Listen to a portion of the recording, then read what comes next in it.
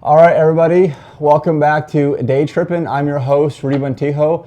As always, we're in the back room here of the Merc Bar in the Biltmore area of Phoenix, Arizona. Special thanks to the Merc Bar and my good friend Rick Phillips for letting us film here. You know Rick as well, right?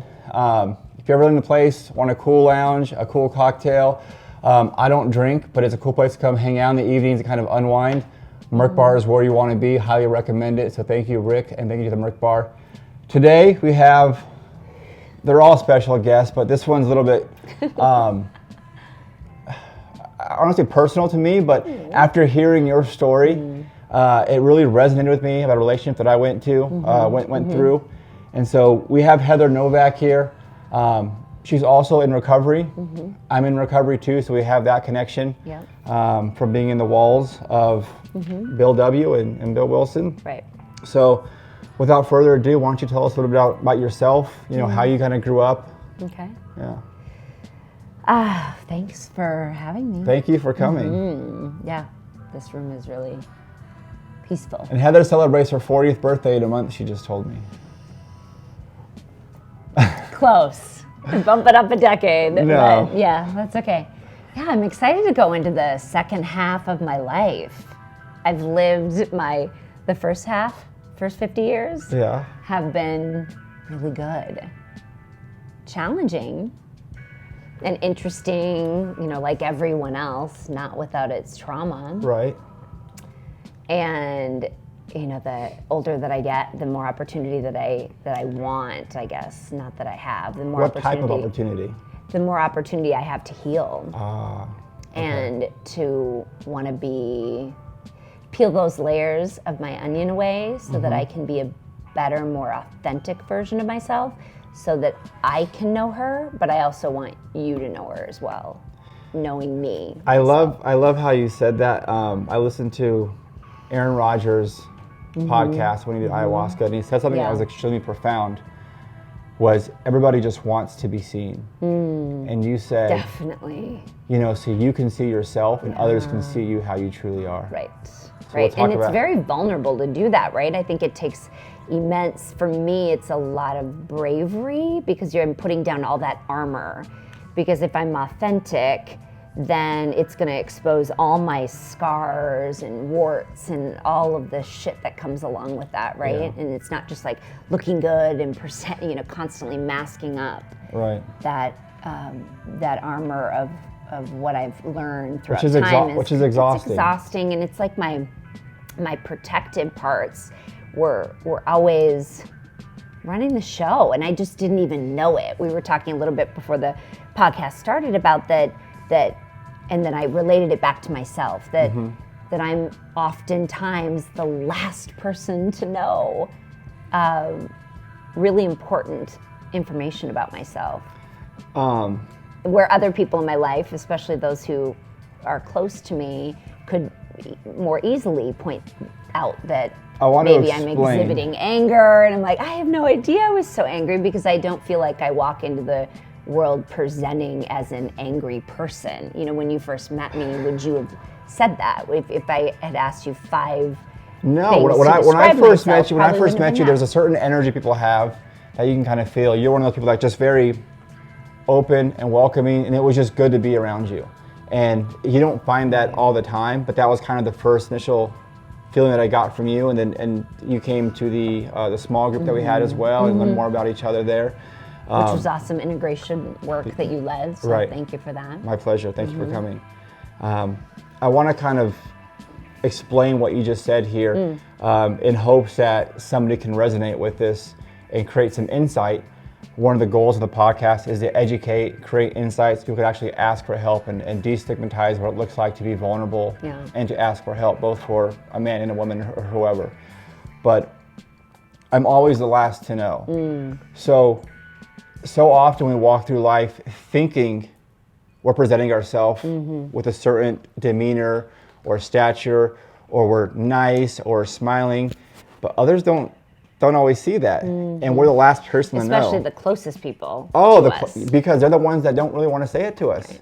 Right. A lot of times because we have that edge, and if they say that to us, we get defensive, and we react with volatility. Which are those protector parts, from past childhood trauma that maybe for me wasn't necessarily healed. And now I've been able to look within with the help of a lot of different types of modalities and healing, which has been pivotal. You asked initially when we first opened about, tell me a little bit about your background. I was born to a 17-year-old mother on an Indian reservation in northern Minnesota, on White Earth Indian Reservation. And if you could see me, I've got blonde hair and green eyes, and but my great grandmother was 100% Chippewa, Ojibwe, and who I grew up with, Christine Roy was her name, and then my grandmother, Georgia, 100% Chippewa, and then my mother was 50%, and my grandmother had married a 100% German man, and then my mom, who was promiscuous when she was 16, 17 years old, and had some relationships with men off of the reservation that were white. And so anyway, the bloodline is just diluted, but I spent all of my formative, really young years on that Indian reservation. On the reservation. Yeah. What was that like, being a young girl on a reservation? It was all I knew. Mm-hmm.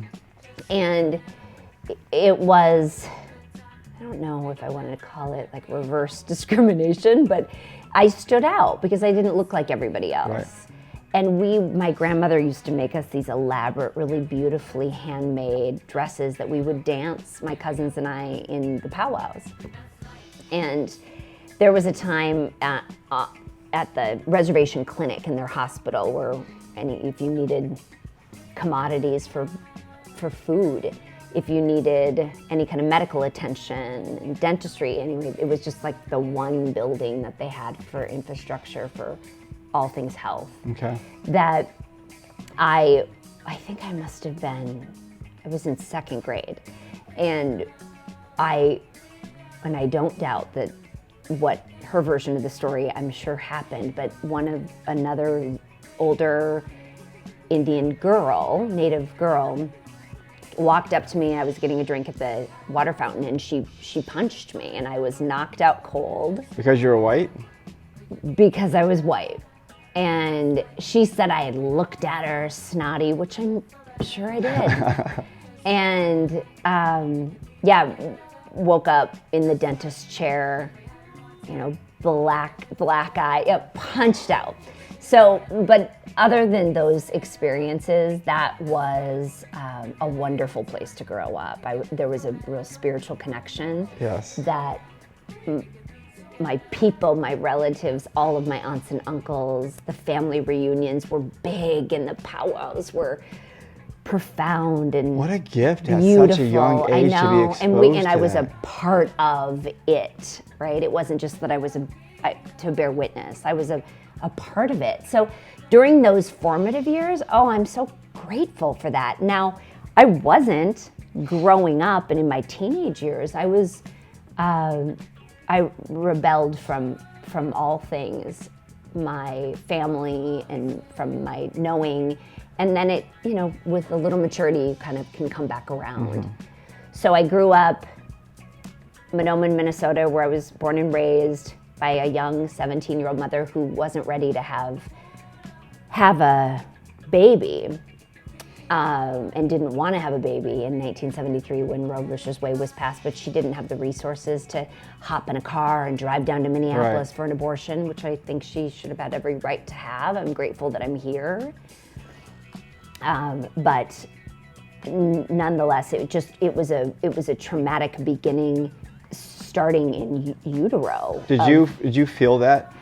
Well, now through, I don't know if I felt it, Rudy, but I know that trauma started back then on a cellular level.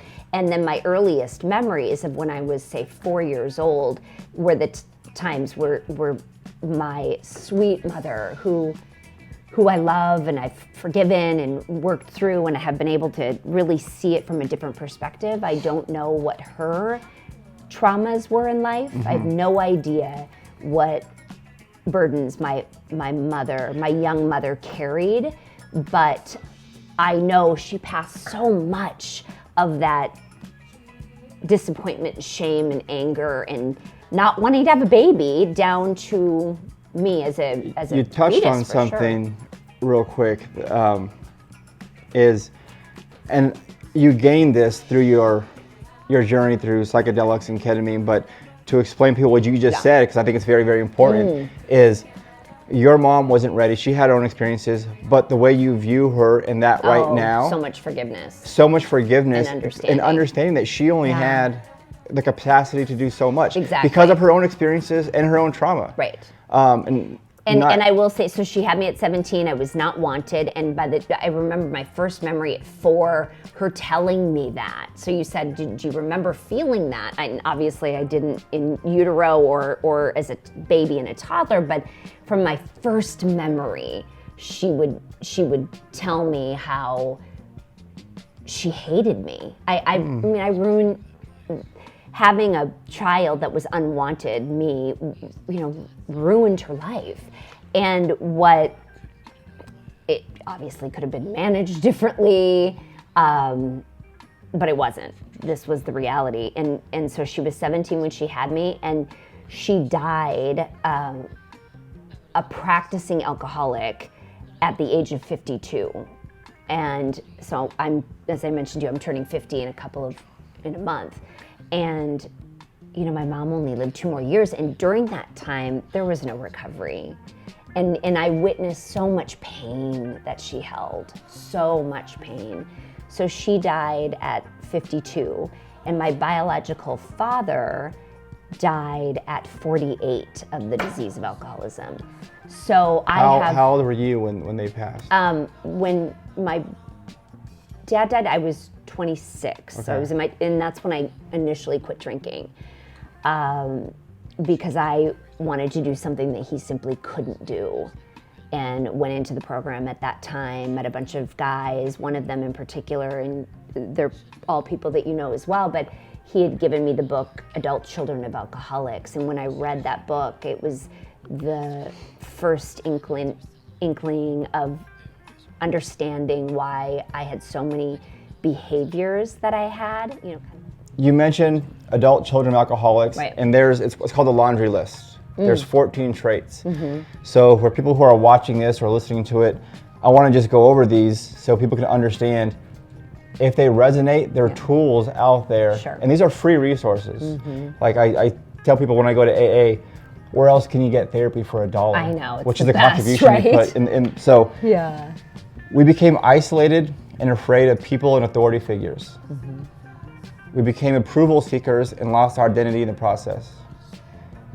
We are frightened by angry people and any personal criticism. We become either alcoholics, we marry them, or both, or find other compulsive personalities such as workaholic to fulfill our sick abandonment needs. We live life from the viewpoint of victims, and we are attracted by the weakness in our love and friendship relationships. We have an overdeveloped sense of responsibility, and it is easier for us to be concerned with the others rather than ourselves. That enables us not to look too closely at our own faults. And I get chills reading these things because they're very personal. We get guilt feelings when we stand up for ourselves of giving to others. We became addicted to excitement. I think I need to go to an ACA meeting. Right? I'll go with you. We confuse love and pity and tend to love people we can pity and rescue. That's a big one. Yeah. We have stuffed our feelings from our traumatic childhoods and lost the ability to feel or express our feelings because it hurts so much. We judge ourselves harshly and have a very low sense of self-esteem. We are dependent personalities who are terrified of abandonment and will do anything to hold on to a relationship in order not to experience painful abandonment feelings, which we receive from living with sick people who are never there emotionally for us. Alcoholism is a family disease, and we became para-alcoholics and took on the characteristics of that disease, even though we did not pick up the drink. So you could pick up the traits of an alcoholic without actually being an alcoholic. And para-alcoholics are reactors rather than actors, meaning you're reacting situations, you're not kind of creating your own decisions throughout them. Yeah. So you found ACA. I did.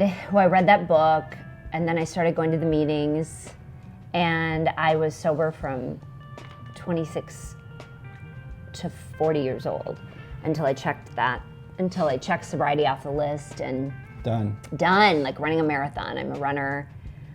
And it was them, my parents, not me. There weren't consequences. There weren't severe backlash What for what my about drinking. relationships, like the abandonment, some of the things you experienced with, Well, yeah. and because your parents died at a young age and you were still young, there's some type of lack of resolution. Well, not only that, Rudy, but I never had my needs met, my basic needs met in childhood, along with other traumas that we don't need to go into and share. Right. But, you know, that's what I was able to, over the last 5 years in particular, really dig in and kind of harness that healing. But it's challenging because the healing takes place when you're willing to touch the flame, when you're willing to walk through the fire and then come out on the other side and know that I didn't die and that I'm okay. And then that's where the healing comes. It's not from avoiding my pain and suffering. I read recently that you like taking care of people because it heals the part of you that needed someone to take care of you. Mm-hmm. Yeah, I desperately wanted somebody to take care of me. And inside of the work, not only was sobriety as my baseline, but and we can talk more into specifics too about the work inside of ketamine, which I'm so grateful for, that's where I really met my fears. And I had no idea that I had this fear that you just read on the list. I had no idea that I had a fear of being abandoned and this fear of not being unconditionally loved. I did not know that, but the surprising part too was that those fears that I didn't even know existed were guiding every single decision that I made with my entire life, including in my adult world, that those fears were from a traumatic childhood where they were almost assets for my safety back then. They were trying to protect you. They were my protector parts, but they no longer serve me as an adult woman, of course, and they can be detrimental to the relationship. We talked about that before we started filming, and what moved me so much about the podcast that I listened to, and I'll put a link for that as well on this one, was I had a parallel story going with a relationship. Sure. And that was the case. And there's a great book out there called Attached. If you don't know your attachment style when it comes to relationship, there's anxious, avoidant, anxious, insecure. But these traumas and this fear of abandonment and this fear of being able to really be loved just puts a wall between you and whoever really wants to love you. Well, it puts a wall between me and humanity, between everything, even though I think I can have really loving, wonderful, strong convictions and relationships and bonds with my son or anybody else in the world that I want to have a connection with. It puts a barrier up for everyone. That's why. Because you don't want them to see who you really are? Yeah, the vulnerability and coming back to I want to heal so that I know my authentic self, but I also want you to know me that way. And that means that I have to... That's scary. That means that I have to walk through those fears of abandonment and walk through those fears of not being unconditionally loved, and then really learning how to love and fully accept and parent myself. It's a real deal. Like, it's a full-time job for me to take care of myself physically, mentally, spiritually, and emotionally. So I have similar characteristics in that sense where, like, I have my own history of what I did and my past and everything. And I come across to some people as like confident, sometimes arrogant, depending on who you ask. But it's below that there's some insecurities and some self-esteem. And it comes with, look, if I'm going to tell you, especially if you're out there, dating, trying to meet people, if I'm going to tell you who I am, what are you going to really do? Like, are you going to take off, or are you going to just be okay? Yeah, you said it. It's probably the most vulnerable. That it requires so much vulnerability, and it is so vulnerable to be exposed, to let someone love you, and then to be able to love in return. And on the flip side of that, when you tell somebody that and they're loving you and they're accepting you, man, does that feel good. It does. And I've learned, because we're all human, right? We all have that full range of human emotions, that full spectrum. And we have all of these really useful, destructive patterns that help keep us from those feelings, right? When it gets too intense, let's drink, or let's smoke, or let's do drugs, or let's have sex, or let's go shopping. I mean, there's a plethora of things that we as humans can do to avoid our feelings, right? And we're programmed that way from birth. Like right when you come out of the womb, you're cleaned off, you're put in a blanket, and you're warm. So the reason we have AC set at 76 is because beyond that, it's too warm for us. Below that, it's too cold for us. We want to be comfortable all the time. And anything but comfort, we want to come back. And sometimes like emotionally, if we're uncomfortable, we might take a drink to come back to comfort level. We might smoke a joint, we might do certain things, and that's when it really starts to be destructive in our lives. Which is also something interesting for me to kind of play with and look at, because drinking is but the symptom of the disease of alcoholism, and you know, so then I could uncover from being sober from 26 to 40 and lived a wonderful life and very fulfilled, but checked it off the list. I was done. I thought, you know what, my parents were the alcoholics, it wasn't me, nothing bad ever happened to me. So, and I had stopped going to meetings in the program, and that's that little voice. Yeah, that tells me that I'm normal, that I can drink without. Cunning, baffling. Powerful, that I can drink without any consequence, that, and to be honest with you, I did, that, you know, nothing bad happened again, except that it was awful to be on that hamster wheel and not be able to simply, you know, not be able to stop. I lost the control, and prior to that, in my 14 years of sobriety that I had, I felt like my self-will was simply stronger than the disease of alcoholism. I truly believe that. You know, you'd hear people say, oh, to drink is to die, and I thought, well, that seems a little extreme. Even after burying my two parents. And being around so many people that struggled with their drinking. And, you know, there's a huge broad, I want to mention though, that there's a huge broad spectrum of alcohol use disorder. It's not just normal drinker and an alcoholic, right? There's all these gray areas in between where you can fall. And which is why sometimes people are such a hard time accepting it. They're reluctant to ask for help. Because, they want to compare themselves to the worst version on that spectrum. She's a lot worse than I am, or you're a lot worse than I am. You know, I haven't done that yet. Yets, right? The yets. So I knew, I hid it for a couple of years from myself because I had long-term sobriety and kind of squandered it away, if you will. Chose to drink again, and so I hid it and drank like a real alcoholic would, which is in secret. Nobody knew. How did that feel? Exciting. Okay.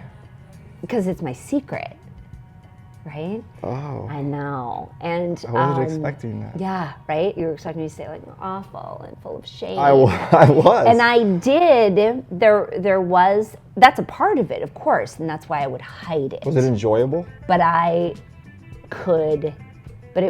it came more down to, when you asked me that, in all honesty, it was like a secret I could hide. It was exciting, right? And I watched myself, kind of like an out-of-body experience, just monitoring it. And, you know, I could have just one, and then what happened is it just progressed, right? So I'd have one, and then the duration would increase because that happened. And then it just simply got to the point after 2 years of drinking where I would say, I'm not going to drink this, and I would drink it anyway, where I lost control. I lost control, and the desire, the craving was simply, and the disease was more powerful than my own self-will, and I could not stop. So one Tuesday morning, and I never missed out on much in my life. How many years has gone by now? It was a total of four years that I drank again after being sober from 14. Now you're 44. Right, 44, and I had, I was up in my living room talking to my college roommate all night long. We were both drinking, and I woke up the next morning and I couldn't really function. And I was laying on the bathroom in fetal position in my own vomit, and I just knew with every cell in my body that I couldn't continue living like this. And I didn't want to, but I had asked before for God, higher power, universe, to grant me some sort of willingness, because I knew what the sobriety felt like for 14 years, and it was wonderful. It was so great, and I wanted that back, but it never happened. That willingness never came. But on that Tuesday morning, I knew I couldn't live like that anymore, and I just didn't want to. I was missing out on so much of the goodness in my own life, and so I quit. So I went back to a meeting. I went to talk to a psychiatrist that a friend had recommended, and he put me on a medication for a period of time that made me so sick that I couldn't. I don't even remember. I couldn't sustain it. I think I was on it for 2 days. That were supposed to help kind of to minimize the cravings, and I just went back to the meetings. And then I hit IOP, and I went to intensive outpatient at the Meadows in Scottsdale for 9 weeks, and it was wonderful. And that was my father got sober at the Meadows. Yeah, that 40 years ago. Really pivotal for this layer of sobriety that I'm in today, that I'm so grateful for, that allows me to do all of the healing from unresolved past childhood trauma, from generational traumas that I may or may not have carried along with me, and there's an understanding of past stuff that's happened. But without my sobriety, so thanks for letting me tell that long story, I wouldn't have, there's just no way that without my sobriety as a baseline, right, from alcohol, that there's just no chance that I would be here today talking to you about my exploration inside of ketamine-assisted therapy that has given me the greatest healing. So, before we go further in that, I want to, if you're an alcoholic and you know you're an alcoholic, there's the fear of not being able to live a happy or a joyous life is just completely wrong. Like once you come to this side of it. Yeah. And I asked you the question earlier if you enjoyed it, because I've relapsed before and I've drank in secrecy, but yes, it was fun while I was drinking. It was more the secret that I enjoyed. But it was never enjoyable. Like, once you say I'm an alcoholic and you kind of come out and go on this path, drinking will never be the same again. That's right. And you're admitting to your innermost self, your truth. That if you know you have a drinking problem, I mean, it's never going to change. No. And I am a full-blown alcoholic for sure. And thank God that I haven't had to go down the rabbit hole of consequences of the what ifs. I'm very grateful that my bottom has been pretty high for, in comparison to a lot of others. Mine was. Thank God. Mine's pretty beige compared to yours. My and bottom's. I hear stories of other women in particular that have not had the same end path the end game of the practicing alcohol, the drinking that I've had. And I respect that, because I literally just think, there by the grace of God go I. It absolutely could have and should have happened. I got away with so much stuff that I had no business getting away with. So I don't know what that is, but I also knew, is it luck? I don't know. But I can tell you that my mother died at 52 from this cunning, baffling, powerful disease. That tells you, alcoholism, that you don't have a disease. It's everybody else's problem, not yours. So now we got sobriety back. Yeah. We're trying to heal ourselves. We venture into psychedelics, and in this case, we're talking about ketamine. And I wanted to talk about ketamine because I've done a lot of ketamine therapy. Yeah. I'm a huge believer in, obviously, as with Daytryp Health. But from a recovery standpoint, people always ask, do you feel it's good for this and that? And what I tell people when it comes to recovery is you should be pretty solid in your sobriety first and foremost. Yes, it can be just way too overwhelming. It can be too overwhelming, yeah. And so it's like certain things they tell you not to do. Be careful, for sure. But it's if somebody's in recovery, And I had a client who was like this, and he was in recovery, and he was sober for a little over 6 months, and then he came in and did some ketamine therapy, and it worked wonders for him. Tell me about how that's been in your life. What has it done for you from a recovery standpoint, from healing these traumas, and your experience with ketamine at Daytryp? Well, we were talking earlier that ketamine is not an escape from reality, but a deep dive into it, right? And so, and ketamine is proven to be beneficial with lots of the medical data to help with depression and anxiety and PTSD and addictions. So I think you mentioned that it's important. I too believe that it's important to have established.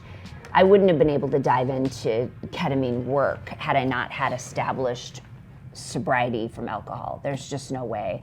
So it started though at the Meadows with their brain spa through EMDR work and somatic experience, trauma yoga, biofeedback, which is like an EKG for your brain, and it measures the amount of alpha and beta and theta that you have in your brain. And it turned out that I had no resting state, which is alpha brain waves. And they don't tell a person who is driven, kind of a type A brain, who is driven by more beta, how to go out and get more alpha brain waves, because you just go out and get it, right? And so I had to figure it out. I had to feel into it. And that was when I first started to become so much more embodied. I had been practicing yoga and still practice daily today for 25 years. And I thought with my yoga practice and my transcendental meditation that of course I had a brain at rest. And it turned out that I had very little of that. We talked about this a second ago about your son. He's very high performing. He is. I consider myself, type A in those things. You're type A, and that drive that we have to always be not content leads us to success in certain areas, but also it can leave us depleted in others. Right, and it for me, and also that part of my alcoholic component, I'm so all or nothing, and so I work hard on a daily basis to have more balance, to have some equanimity, and that because it just simply doesn't come naturally to me. But so after all of the work at the Meadows, and so the biofeedback, I could stop speeding and drive more, slow, drive the speed limit, and then you notice things around you, and you become more embodied with sensations that you're having internally.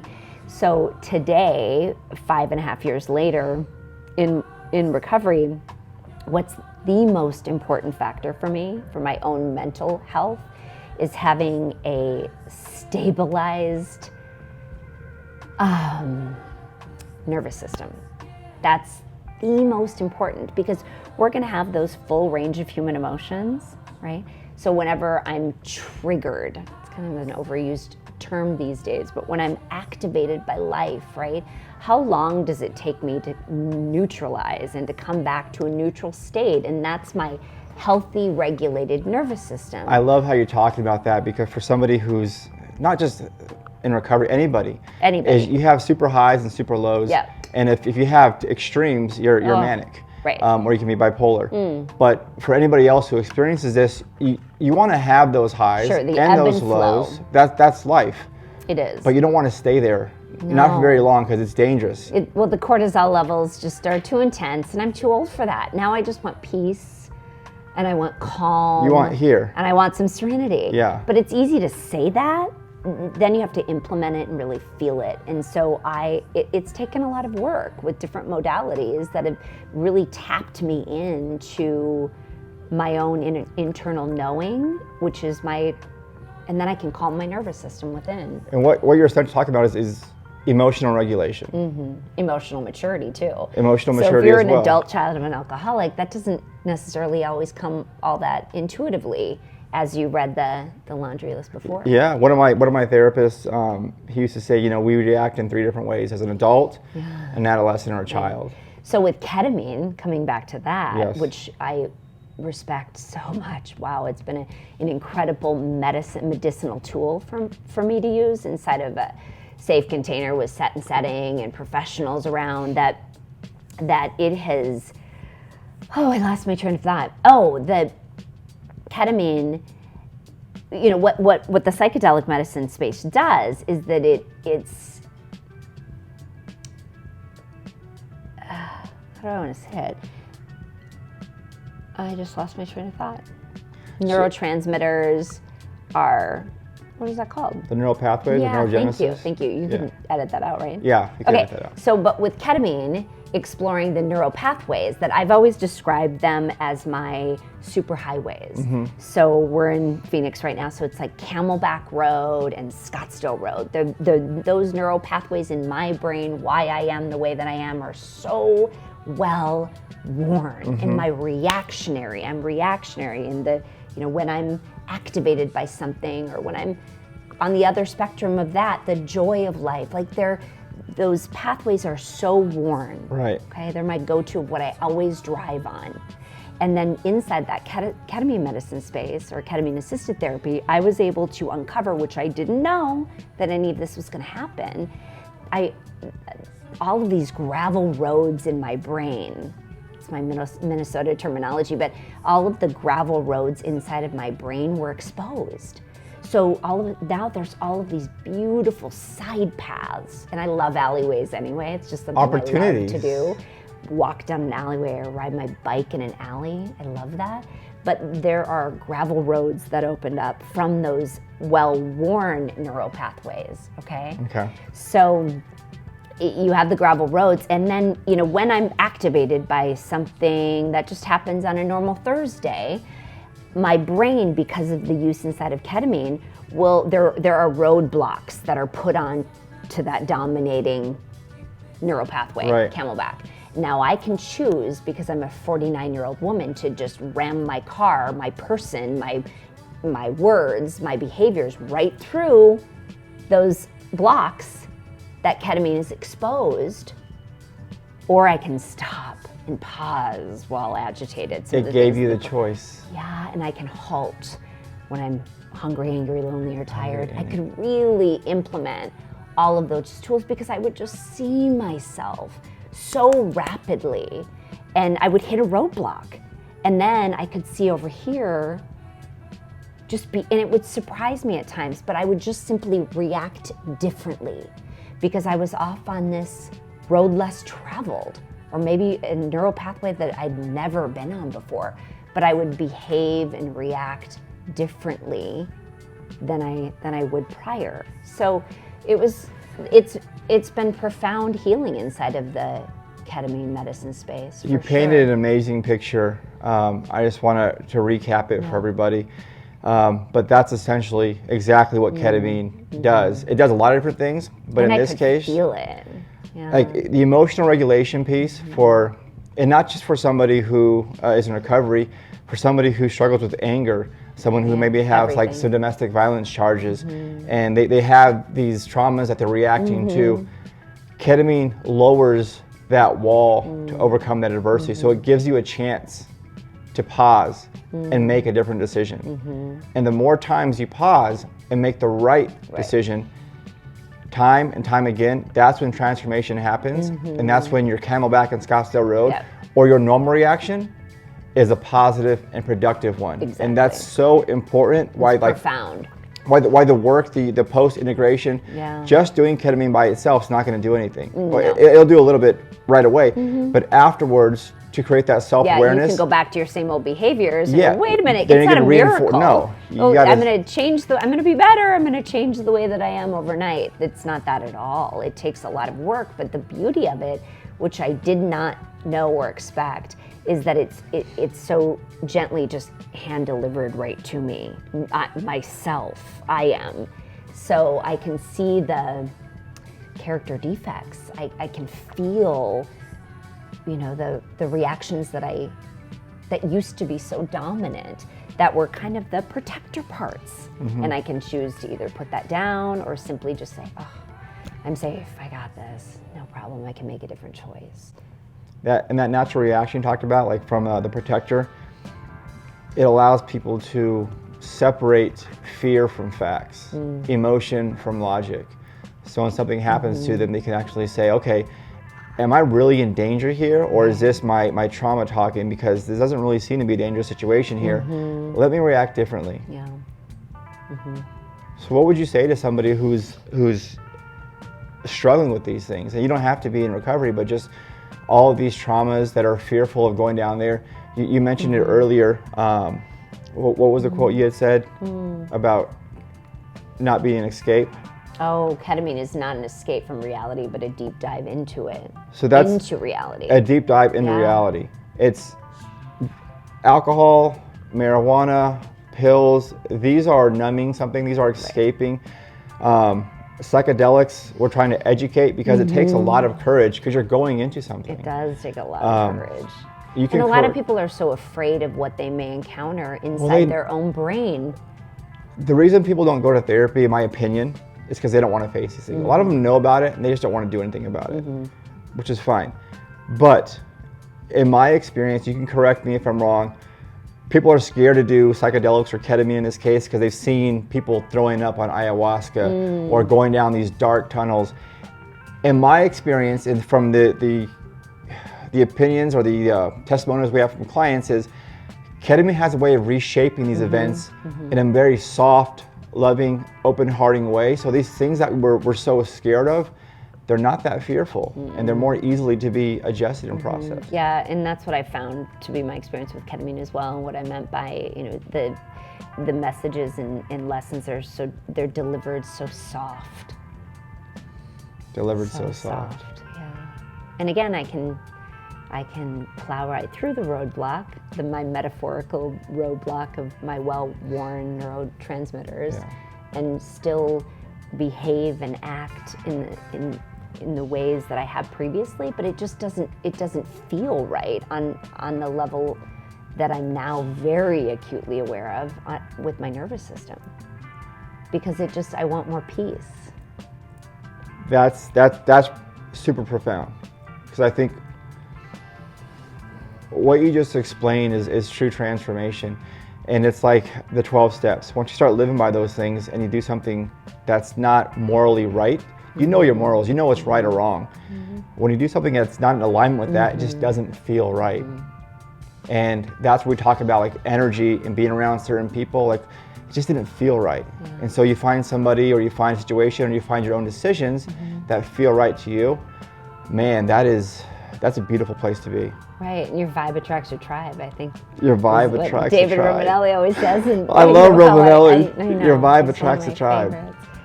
But you can find, because I think that I know the opposite of addiction is connection, right? And so we all need that connection with others.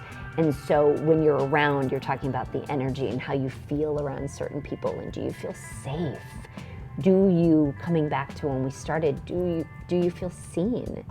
And that is so profoundly important for me today, because I have been in many relationships in the past where, because I was incapable of it as well, but just the emotional availability wasn't there and I wasn't seen.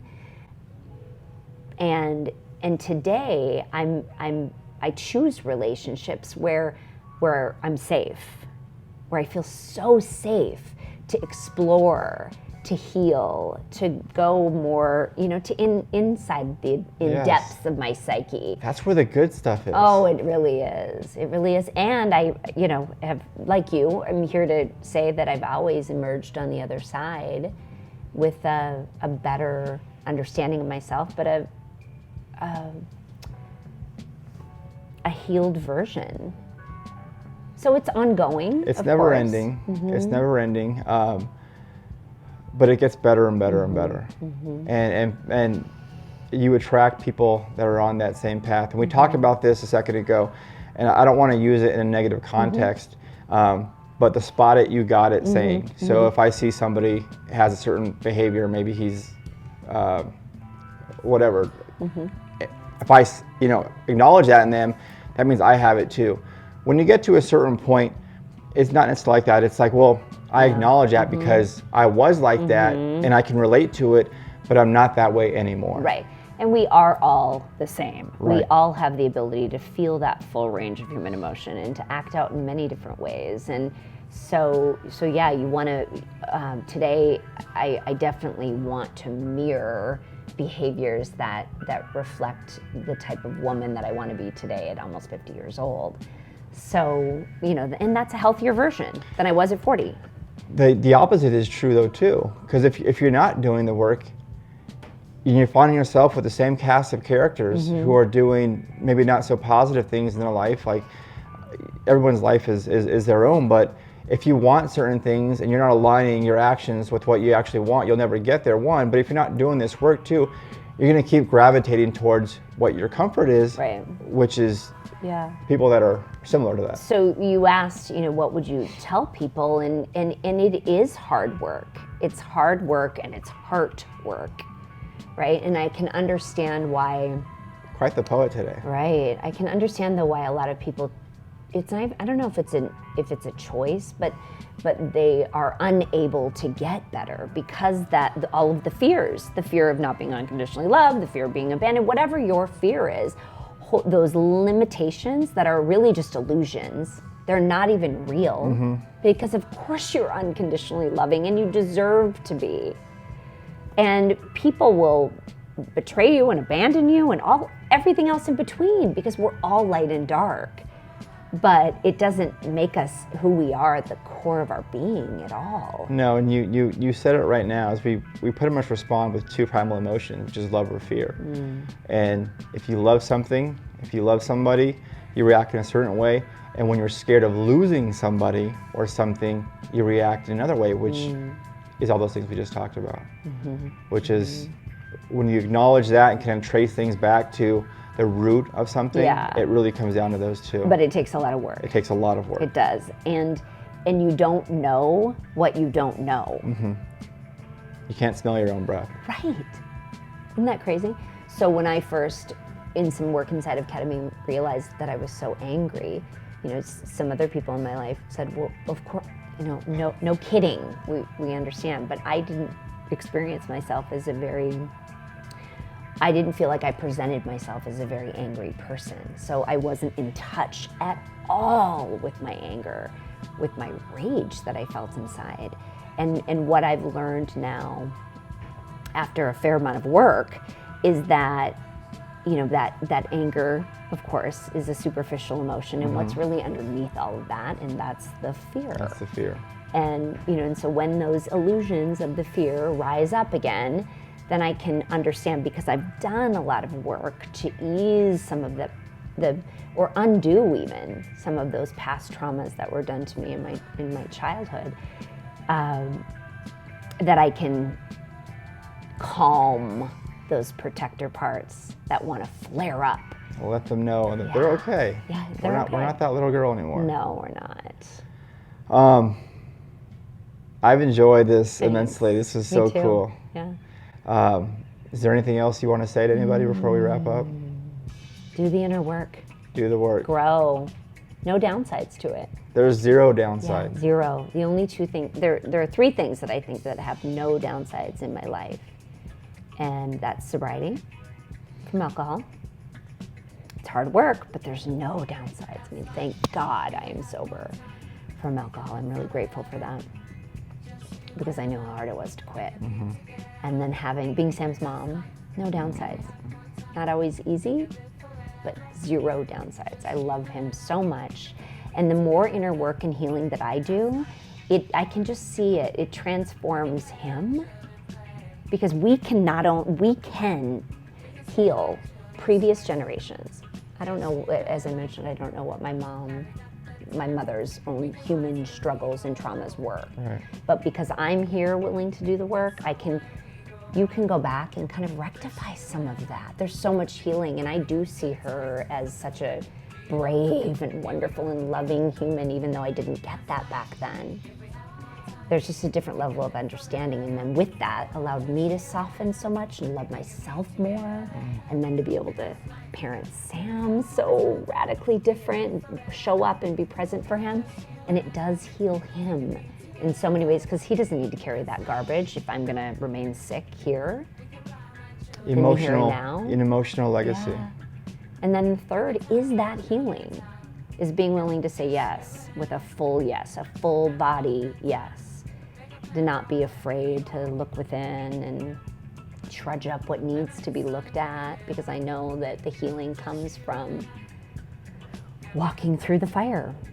And I've always emerged on the other side. That's beautiful. Thank you so much. Thank you. Good breath. Thank you so much for being here. Thank you, everybody. This is Heather Novak, one of my close friends now. Can't wait to see you at Birdsong for the grand opening next week. Looking forward to it. Thank you, Rick Phillips and the Rick Bar. Wow. And we'll see you guys next time. Thank you.